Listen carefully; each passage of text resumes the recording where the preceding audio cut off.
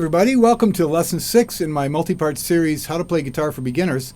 This is all about how to tune your guitar. This video, Lesson 6, and I'm going to show you so many different methods here. I want to get right into this and get started because we got a lot of ground to cover. Now, of course, we're going to use the standard tuning, which is the most common tuning for any new guitarist to learn, which is the universally accepted, most common method where we're going to use the EADGBE as our primary notes in that tuning. Now, I'm going to show you relative tuning method. That's where we tune the guitar to itself, basically. We start with a reference note, preferably the E note, and then we tune all the other strings using a relative tuning method, also called the 5th fret tuning method. Before we do that, though, I want to discuss there's such a variety of guitar tuners out there, and you'll probably end up buying yourself a guitar tuner. And I'll just bring a few up here on screen. Guitar tuners come in a wide variety of shapes and sizes. The prices have gone really down, I found, in the last 10 years. They used to be fairly expensive to buy, but the ones like I'm showing you here actually clip on to the headstock of your guitar. And a lot of people find those really convenient. You can just throw them in your guitar bag after, or your guitar case, and they clip right onto the headstock. And one note about buying these, the price range is very cheap. They range from $5. You go on eBay or Amazon online, or go to a music store nearby, you'll find them ranging from price even as low as $5 to $10 to $15. So it's a pretty incredible value for what you get. One important reminder about those type of tuners is to get yourself one that has a very easy to read display. I found many of them with the LCD non-color display, that is the black and white ones, can be very difficult to read. The sun reflects on them if you're outside, or in different lighting conditions they're impossible to read. So really good advice is to really look closely at the tuner when you're in the music store and find one that has either bright LED lighting or has backlit color LCD that's very visible. You want a sort of a neon glowing one that's very easy to read, and that's important. You'll thank me for that tip of advice later. But so as you can see here, there's all sorts of different ones that clip on. Other ones like this one here clip on to the sound hole of the guitar. That's kind of interesting.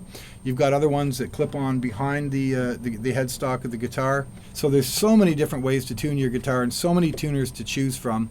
The prices are quite affordable on them. And while I'm on it, actually, I've got a Takamine guitar here, and it actually has a tuner built in as well. Right into the electronics of the guitar. Here, I'll give you a close-up of that, and you can see when I turn it on, it actually has a built-in guitar tuner. So you may have a guitar like that already. But anyway, let's get started now. There's so many different tuning methods. It's important for any new guitarist to really learn the old-school, old-fashioned way of tuning your guitar to itself. And the reason for that is, first of all, it's good practice for you to start listening to notes relative to each other to see when they're out of tune. Because if you've got a good ear, even so, it takes practice to hear when one note's slightly out of tune with the other. So the relative tuning method I'm going to show you is important to know. And the other reason it's important to know that is you may not have a guitar tuner with you, or you may find yourself somewhere where your battery's dead on your tuner, or you're out at a campsite. So this is a tuning method I'm going to show you first, called the relative tuning method, or the 5th fret method. And it's a way that you can tune your guitar wherever you are, just with the guitar all by itself. Now, the guitar is now in tune. We know that. My strings are E, A, D, G, B, E. Remember, our reminder of an acronym that makes it easy to remember that is Eddie ate dynamite, goodbye Eddie. EADGBE. So once you know that those are the notes that you need to get at, you'll then say, well, where do you start from? Because if you don't have any reference point, you can't just sort of pull a note out of thin air. Maybe you can if you have perfect pitch, if you're one of those rare people that can go E and call out that note.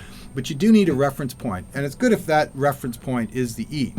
So there's a number of ways to get to that. You can use the E from a piano. There's the E. I can tune to that. That's a reference point. Or I could get a pitch pipe like these shown here. Pitch pipes can also be purchased at a music store very inexpensively. They range from $5 to $20. I suppose if they're made out of gold, you could get into the hundreds of dollars. But a pitch pipe made for guitar, a guitar pitch pipe, has the 6 strings of standard tuning, E, A, D, G, B, E. So you simply blow on the pitch pipe the E that you're going for, and then the A and the D, and you go through that relatively tuning. And there's an advantage to a pitch pipe, is that it frees up your hands. If you're tuning to a piano, you kind of got to hold the note, step on the sustain pedal, and and hope that it resonates in time for you to do your tuning. A pitch pipe, of course, is right there. You can blow on it while you do the tuning. So some people prefer this method. I should mention also there's also tuning forks that you can use. It's not a very common method to use, but if that's all you have, and you have a tuning fork that's set to an E note or an A note, you can start from that point and tune at least one string correctly, because you will need at least one string tuned correctly to use the relative tuning method, which I'm about to show you. I'm going to talk about apps. You'll notice behind me on this tablet and this iPhone I have guitar tuner apps, and those are great. I'm actually going to deal with those last, but they are really great. They're free. There's hundreds of free apps out there. I couldn't believe it when I searched around on Google Play at the variety of guitar tuner apps. So if you have an Android phone or an iPhone and or a tablet or an iPad, you're all set, and that won't cost you a penny. So I'm going to get started with this. Now, I was going to mention one other thing. If you have a harmonica, this is my C blues harp, my Hohner blues harp, and I know that the second blowhole over is an E note. So there you go. There's an easy way to get a reference note if you have a harmonica. We are going to now cover the relative tuning method, or the 5th fret method. Some people call it the 5-5-5-4-5 method, and here's why. On this diagram here, this diagram, if you look at the top, shows you the notes that you need to have your guitar, each string tuned to. Again, the E, A, D, G, B, E. You can see those in the circles on the top of this diagram. Well, you notice something interesting, that if I climb up on the low E string, that is the thickest string, and if I count up 5 frets, 1, 2, 3, 4, 5, as you can see in this diagram, that 5th note is an A string. Well, guess what? The next string over is an A string. So that's exactly the note I want the next string to be at. So using the 5-5-5-4-5 method, or the relative tuning method, I'm going to tune each string in relation to the next, relative to the next string. So if I pick the 5th fret of string 6, I'm going to get an A note. So I'm picking those two strings together. I can hear that they're the same. And then when I move over to the next one, I want to tune the 4th string now, which is the D string. Well, I know that if I climb up on the string before that, which is the A string, which is in tune, if I go 5 frets up on that, 1, 2, 3, 4, 5, then that is a D note. So if I pick that and the next string, the D string, they should sound the same. They're relative to each other, therefore the term relative tuning. They are exactly the same. And then on the next string over, I want to now tune the G string, which is string number 3. So I'm going to go back to string number 4, which is the D string, which is in tune, and I count up 5 frets on the D string, and that should sound like the G, which is the next string over. So that's why they call it the 5-5-5 part of the 5-5-5-4-5 tuning, is that I've used the 5th fret to get that far. The interesting thing is that to tune the second last string, string number 2, the B string, well, it's a little different, because the way it's configured is 1/2 step lower than all the other strings in their intervals. So in other words, all of the other strings on the guitar can be tuned using that 5th fret method, except the B string. So to tune the B string, which is the second last string, string number 2, rather than climb up to the 5th fret of string number 3, I'm just going to go 1, 2, 3, 4 up to the 4th fret on the G string, and you see that gives me that B. Those two notes are the same. But then when we tune the last string, the E string, which is string number 1, I can go using the B string, which is now tuned, up 5 frets, and those two will match. Now they're not tuned right now. So that's what you're striving for in this method called relative tuning, or the 5th fret method. But to really properly demonstrate that for you, now you know how that works, I'm going to get you to loosen the strings on your guitar a little bit, and I'm going to do it just a little bit down each string. I'm going to do all 6 strings. Now, I know that I need a reference point to start at to do this, so I do have to have at least one string in tune, preferably the E string, which I know now, because I just untuned it, is not correct. So I've got to either use a piano to find that E, or I'm going to detune it. I'm going to use my harmonica or my pitch pipe or a tuning fork or any other method, or an app that can play me it, or I can go on the internet on YouTube and type in E note, please, and up, sure enough, out there you'll have string tuning methods right on the internet on YouTube that will provide these root notes for you. For this method, you will have to have, as I said, one string in tune, preferably the E. Okay, so in this case, I'm going to use the E of my harmonica.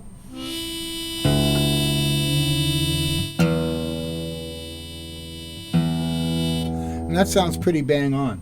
So if I'm happy with that, I'll check it on the piano. Looks good. I can even see my app in the background responding to that, telling me that it's in tune. We'll get into that later. So I have one string in tune, but the rest don't sound too good. Doesn't sound like a properly tuned guitar to me, but I do know that I've got my string number 6, my E string, tuned properly. La, there's my E. So using the 5-5-5-4-5 method, I'm going to start with this string. I'm going to climb up to the 5th fret. 1, 2, 3, 4, 5. Now I know that that is an A note. That should produce an A, will produce an A note. But now I can hear. So what you need to do is play these two strings together. And you can't just play them briefly like this and guess. You need to be able to strum the strings. So look at my picking hand now. I'm going to pick those two strings together, and I can hear that they're not the same. This one's low, it's flat.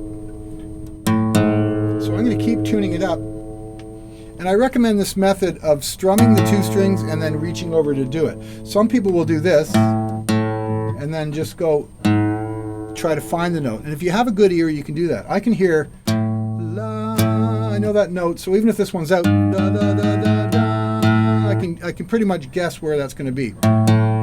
But when you're just learning to play guitar and you haven't really trained your ear to do this just by ear, it's a good idea to play both strings and let them both ring out. So I'm going to play the E and the A strings together, and I can hear that they sound terrible. Of course, they're not the same. And you should be able to detect that the A string now is flat. It's low. I'm going to get into that in a minute. Hold on. So I'm going to tune it up. I'm going to keep plucking them. We're almost there. You can hear it's almost there. And you'll find when they finally do meet, that ringing sound you hear, the frequency, the harmonics of them being out of tune, wah, wah, wah, wah, wah, will finally slow down and you'll hear them ring out in perfect tune. That sounds pretty darn good. Now I want to say something quickly. If I over-tuned accidentally, I tuned that A string too high, watch this. Let's say, oops, I went too far, I overshot it. Well, you might think, well, I'll just simply lower it to match that. But the problem with that is, when you tune a string down that's been tuned too high and you tune it down to meet a note, you're creating a bit of slack between the tuning head and the nut.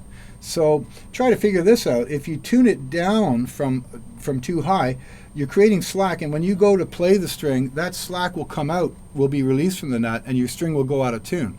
So the point of all this is, always tune up to a note. And if you overshoot the note, unwind a bit below the note and tune back up to it. We're always tuning up to the note. It's very important that you know that. So I'm going to show you an example on the A string. It's going to be tuned too high. So if I play the 5th fret of the E string, I can hear, and you may have a guitar that was handed to you and the strings have been really wound up high. You're going to pop a string if you're not careful. So I advise you, if you have a guitar with you right now that somebody gave you and you feel the strings are really tight, just loosen them all up, slack them up a couple of turns, a half a turn perhaps, and bring them down. Try to find that range. And don't worry if you do pop a string, they're very inexpensive. You can go to a music store and buy a new set. But it's always good advice when you're just beginning to learn to play guitar and learn how to tune your guitar, that you loosen the strings up to get used to this method.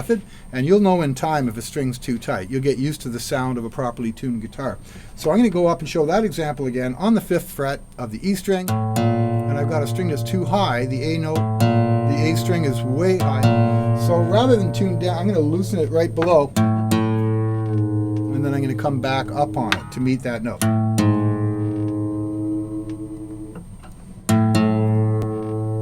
And there I can hear them in perfect tune. So again, always a good idea to tune up to a note. If the note goes too high, loosen it again and then come back up. Okay, so tune up from below and bring up to meet the note from underneath. Now we move over to that. We now know that we have the E string and the A string properly. Those two strings are tuned properly. Moves us over to the D string. Now the D string, string number 4, is terribly out of tune. How do I know that? Well, I climb up 5 frets on the A string. 1, 2, 3, 4, 5.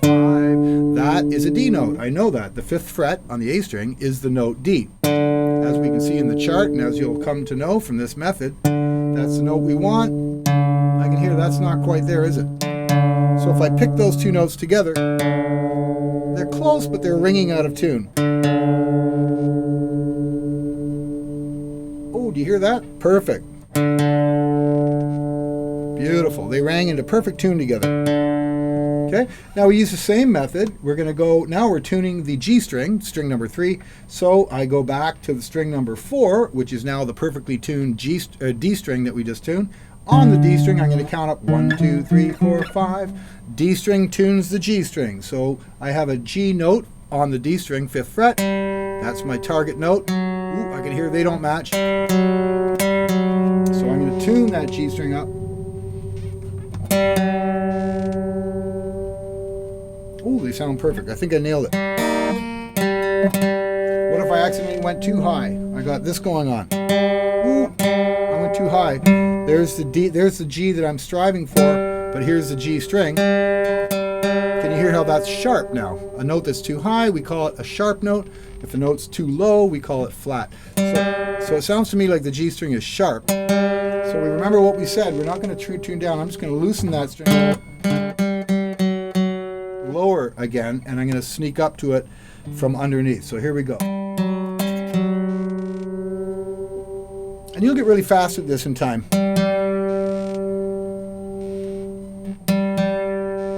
I really recommend strumming those strings out so you can let them resonate, because you can really hear the fine details to the 100th of a semitone when you use that method. If you just try to play a note and then just try to do it by removing your hand from it, you lose that ability to hear the two strings resonating together, and that's a really good way to hear if something's slightly out of tune. I'm going to detune it again. I'm going to show you what out of tune. You hear that ringing? Like, now they're in perfect tune. It's like they hit a certain point. It's like a plateau, and you hear that nice, clear, in tune flavor. That's the flavor of an in-tune string. You can see that on an oscilloscope. You'd see a sine wave going, and when they're out of tune, you'd see that sine wave going wah, wah, wah, wah, wah, wah. And as it reaches the perfect pitch, the perfect tuning, you'd see that become a flat line. It's a beautiful thing. To tune the B string, that's string number 2, we know that the B string is one interval. It's one half tone or semitone lower than the relationship of the other strings that we've now seen is all on the 5th fret. So in other words, to reach the B string, we need to have the string before that, the G string, on the 4th fret. So in other words, in its simplest form, let me put it this way. To find the B note on the G string, string number 3, I can only count up 4 frets, 1, 2, 3, 4, and that produces a B note on the 4th fret of the G string, just like that. And I can hear those two don't match at all. So I'm going to reach around and I'm going to bring that note up. And it takes a bit of practice. You can use a guitar pick, by the way, or you can just use your fingers like this, a thumb and a finger, just pluck them. Takes a bit of practice. You'll get good at it though. So I can hear that 4th fret of the G string produced a B note, and now my B note sounds the same as the G string on the 4th fret. Beautifully tuned. Now we go back to the 5th fret, and that's why they call it 5-5-5-4-5 method. The 5-5-5-4-5 method, or the 5th fret method, or the relative tuning method. Doesn't matter what you call it. This is how it works. We now have one string left to tune, the top high E string, or the bottom high E, whichever you want to call it. But on the high E string, we go back to the 5th fret. So on the previous string to that, string 2, the B string, I'm going to climb up 1, 2, 3, 4, 5, and I know that that is an E note. On the B string, 5th fret, is an E. That's my target note. So I play the two together, and I can hear that the E string is flat, it's low. So I'm going to tune it up. And listen to how you can hear those ring out. Here they're perfectly tuned. By tuning up to the note, as I said, if you overshoot it, you've now created tension going this way on the neck, and that way it snugs into the nut here, each string, and it'll stay in tune.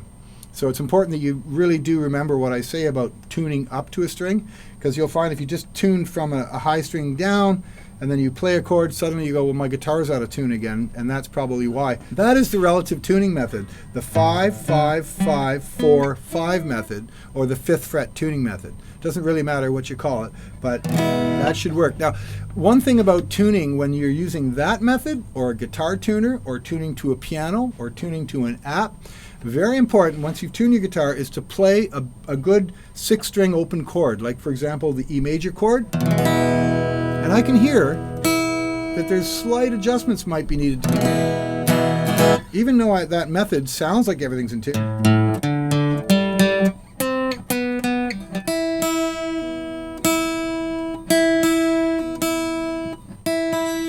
Okay, so you'll want to make slight adjustments based on chords, because we're not so interested in those 6 strings sounding good. We're more interested in when I hold a G chord, does it sound in tune?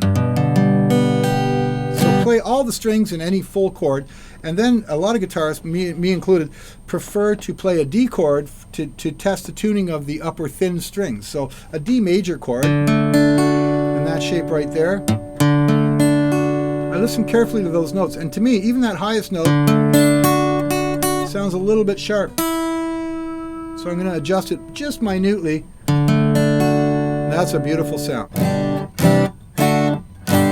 So always check your tuning by playing out full chords and D chords and a variety of chords. You'll get good at it, trust me. Well, give yourself a big pat on the back. You just learned the relative tuning method, or the 5th fret tuning method, or the 5-5-5-4-5 tuning method, whatever you want to call it. Next, I'm going to show you how to tune to an instrument. In this case, we're going to use a piano. Now, we're going to learn a little bit of piano theory. I want to tell you something. The musical alphabet that applies to a guitar, that is the A, B, C, D, E, F, G, is exactly the same on a piano. It's exactly the same on a violin, a ukulele, a trumpet, a brass or woodwind instrument.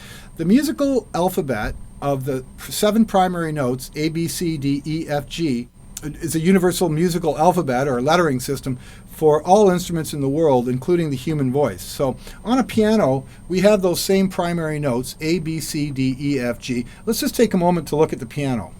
On a piano keyboard, the notes are A, B, C, D, E, F, G, and then they simply repeat. A, B, C, D, E, F, G. A, B, C, D, E, F, G, all the way up the keyboard. This keyboard has 88 notes on it, but it still only has 7 primary notes, the A, B, C, D, E, F, G. Now I'll tell you something, the black notes on the keyboard are the sharps and flats. So starting with the A, if a note is higher, that is 1 to the right, that is the A sharp.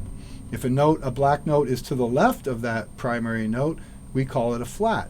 So this is A flat, and this is A sharp. Let's move up to the C. A, B, C. On the C note, you'll notice 2 black notes here, and there's 1 black note to the right of the C note. That's the C sharp. An interesting thing about that, let's look at the D note. A note to the left of the D we know is a D flat, but we know that the C note, if we go 1 note to the right of that, is a C sharp. So this black note can actually be called a C sharp or a D flat. Depends on which way you look at it. So all the black notes on a piano have 2 names. They've got the sharp name and the flat note name. So if they're 1 note to the left of a white note, it's called a flat.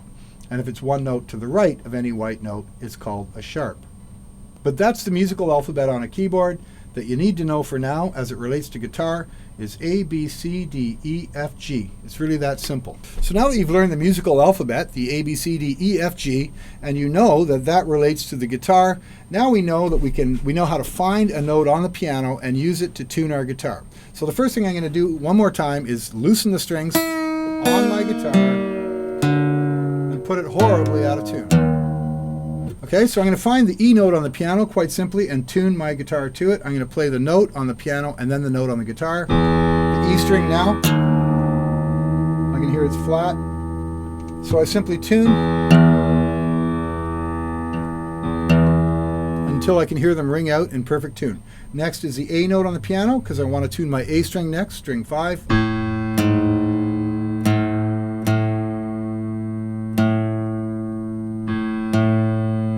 If you have a piano, a Casio piano, even a kid's toy piano, it'll have those same reference notes on it.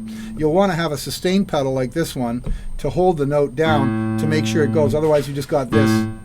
It's kind of hard to make the note resonate. So you want to use a sustain pedal and press down on that before you hit the note, and that note will stay in plenty of time for me to tune my guitar to it. Next is the D string. So I find the D note on the piano.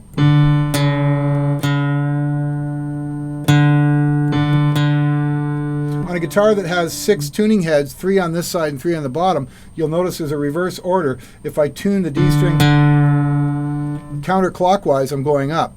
It's actually clockwise on these lower ones. They're just reversed because of the position of them on the headstock.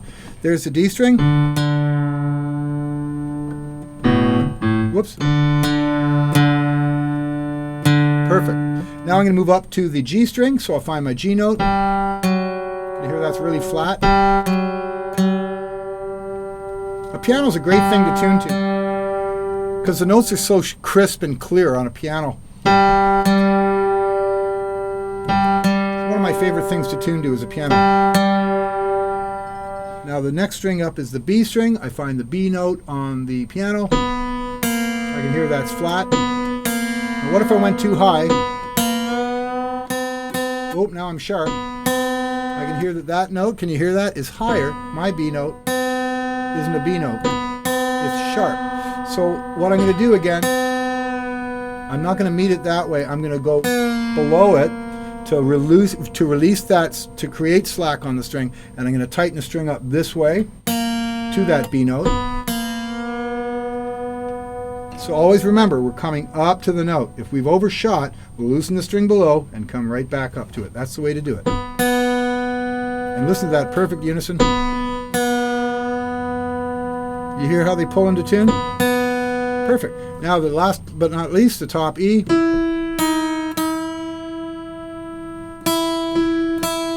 On the piano, technically speaking, that E is 3 notes above middle C, just so you know for reference. The low string, the E, is 2 octaves below middle C. Now, that brings me to another point. I've just tuned all the strings to the piano, so you'd think they're going to be in tune. The thing is, by tuning all those strings up from their loose, floppy way I had them, I've created a tension on the neck and actually created a little bit of slack. So I'll actually have to revisit those low strings because they've probably gone out of tune a little bit. Watch. See, so they need to be readjusted. Same with the A string. It's not far out of whack, but I can hear there's a little bit of ringing going on. There it is. It only took a very minor adjustment on the A string tuning head. Now I'm going to, just for fun, check the D string. Sounds pretty spot on. So when you do tune to a piano, especially if you've been tuning your guitar when the strings were originally really floppy, understand and remember that you may have to go back and revisit those lower strings to make sure that they're in. And again, the final test, of course, is to play a nice big E major chord and listen to them. Play a C, play a D major. I can hear that's out.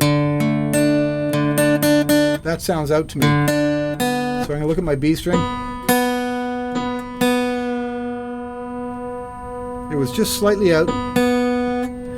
That's better. There's my D chord.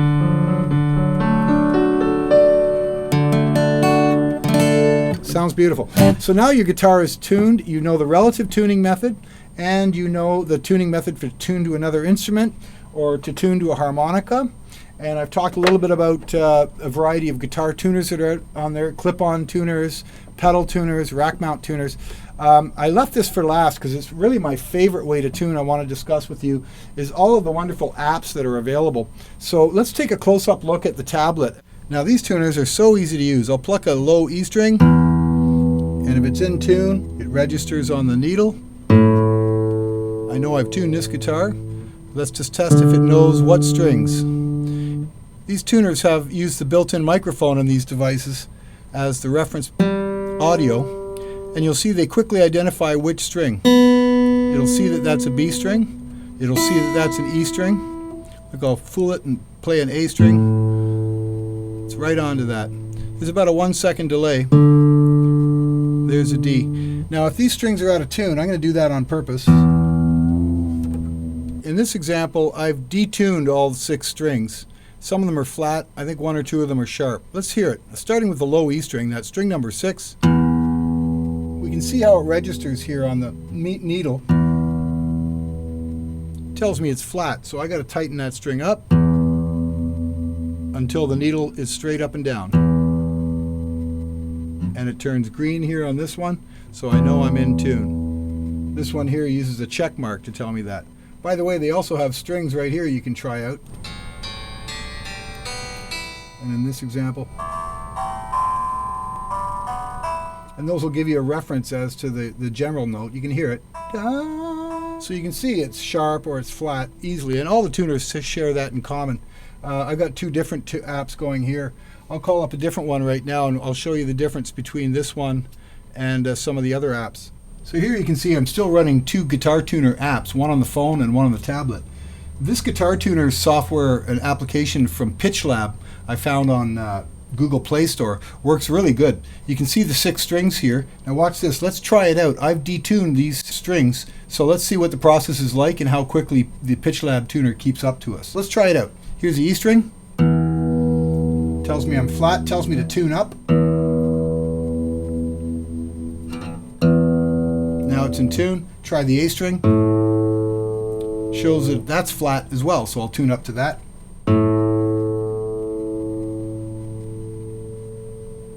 In tune. So this is just a few of the applications that are available. If you go on Google Play Store or any application outlet that you use in your country or area, you'll find probably dozens of these free guitar tuner applications for iPads, tablets, Android phones, and iPhones.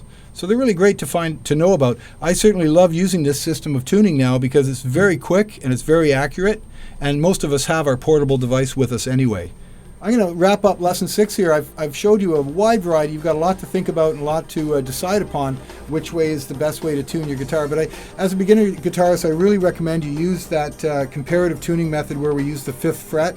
That whole system of tuning is something that every new guitarist should know, because you never do know when you're going to be without your guitar tuner, or maybe the batteries ran out. So it's good to know all sorts of different ways to tune your guitar.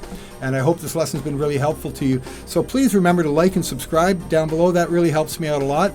And if you'd like to access all the other YouTube tutorials I've got in the series, click on my name down below here where my picture is, and if you click on the Jeff Warren name, that'll take you to my YouTube channel where you can see the whole other range of guitar and music related tutorials that I've been producing. Okay, one last thing is make sure you go to www.greatsongs.ca. That's my website, and take advantage of it. If you're a new guitarist, you'll want to get a copy of Learn to Play Guitar and All About Guitar Chords. Those are 2 essential books, and I'm giving them away basically free. If you go to my website, if you buy only 3 songs of my music, and they're good songs, I hope you'll love them, I'm sure you will, for those $3 you get the entire 4-book lesson series that includes All About Chords, Learn to Play Guitar, Understanding Music Theory, and the 180 chord charts booklet that goes along with those books. So for the cost of 3 songs, it's a great value.